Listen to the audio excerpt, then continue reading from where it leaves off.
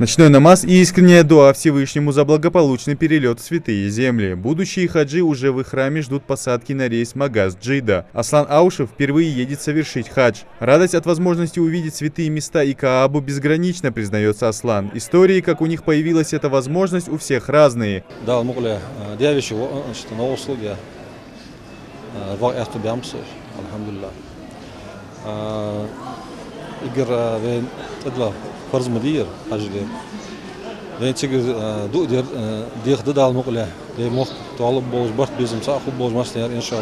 Алисхан Гулиев тоже в предвкушении поездки, ведь всего через 4 часа он по воле Всевышнего сможет исполнить еще один обязательный столб ислама. Воплотить мечту Алисхана в реальность помог родственник. Я хотел давно поехать, как говорится, но, иншаллах, по воле Аллаха в первую очередь.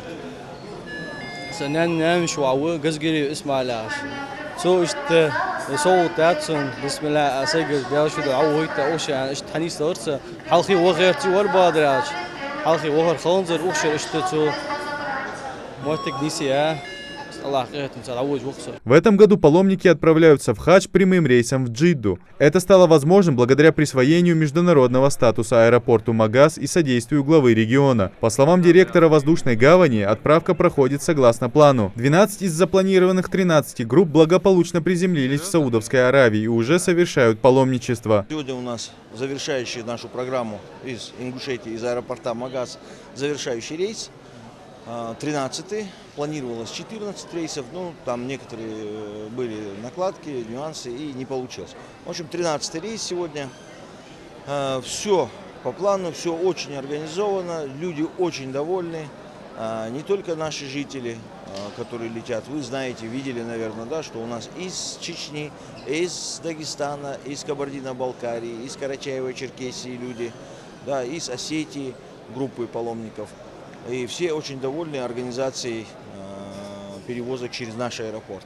Будущие хаджи благодарят за организацию прямых перелетов. Им не нужно беспокоиться о таких нюансах в пути, а также о местах проживания, ведь для них зарезервированы номера в гостинице.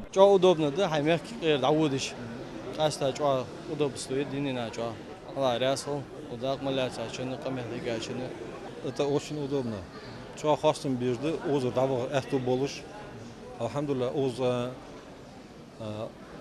Qasta barkıl alu yer muhtig yer hayaşı yer işte oz muhtig oz rava ettu boluş.